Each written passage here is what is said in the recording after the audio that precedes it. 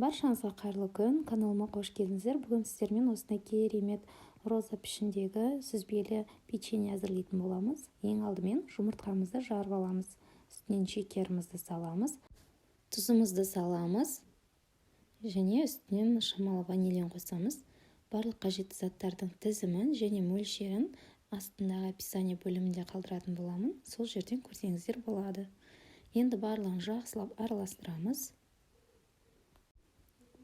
Үстінен бөлме температурасында еріп тұрған сары майымызды салып, тағы да шамалы араластырып жібереміз.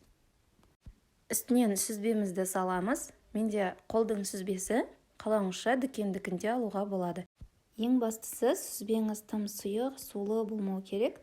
Орташа осындай қатты сулы емес сүзбе болса жақсы болады. Жақсылап араластырып аламыз. Сүзбеңіз біркелкі болып араласқанша, яғни ішінде ешқандай комочек, түйіршік қалдырмай, біркелкі болып шыққанша араластырып алыңыздар.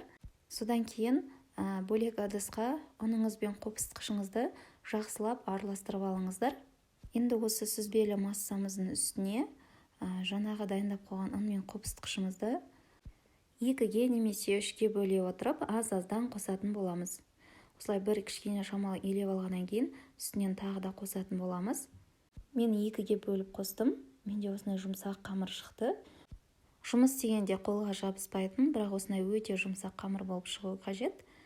Видеода қарасаңыздар, басқан кезде қолдыңызда қалатын, бірақ қолға жабыспайтын қамыр болып шығады. Енді астына ұнымызды сеуіп, қамырымызды 2 бөлікке бөліп аламыз.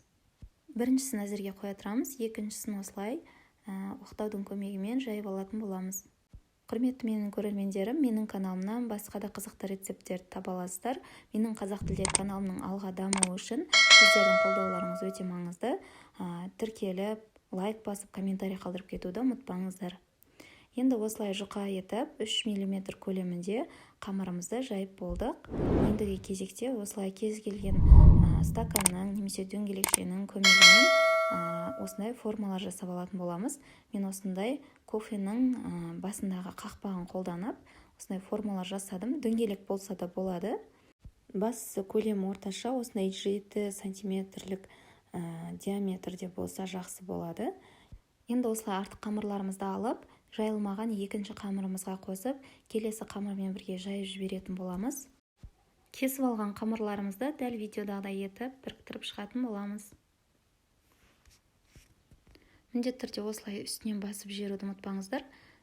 Ораған кезде ашылып кетпеу керек. Осылай дәл видеодағыдай етіп орап аламыз. Ортасынан пышақпен кесеміз. Астыңғы бөліктерін осылай шамалы жабыстырып, үстін розаға ұқсатып шамалы ашып алатын боламыз.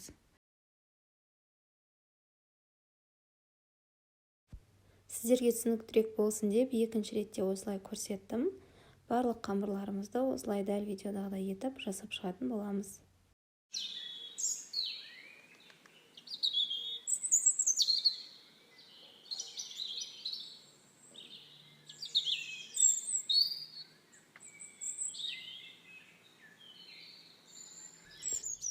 Мінекей бізде барлығы дайын. Розаларымыз осындай өте әдемі болып шықты. 180 градус қызып тұрған пешке салып, 20-25 минут шамасында пісіріп алатын боламыз. Мінекей біздің печеньеміз пісіп шықты. Керемет, өте әдемі болып пісіп шықты. Қатты күйдіріп жібермеңіздер. Осылай беті шамалы қызарыңқырағаннан кейін ала берсеңіздер болады. Міндетті түрде ыстық күйінде үстінен осылай сахарный пудра сеуіп шықсаңыздар, печеньелеріңіз одан да керемет тәтті болады, дәмдірек болады. Және де түрі көркін сахарный пудра одан да әдемірек қылып көрсететін болады. Міндетті түрде осылай үстінен сахарный пудра сеуіп шығуға кеңес беремін. Аз ғана уақытта жасалынатын осындай кереметтей печеньемізді міндетті түрде жасап көруге кеңес беремін. Іші толық піскен, жұмсақ және де ауызға салсаң еритін осындай керемет печеньені міндетті түрде жасап көріңіздер. Және де ең басты бір минусы, бұл печеньелер өте тез желініп кететін болады.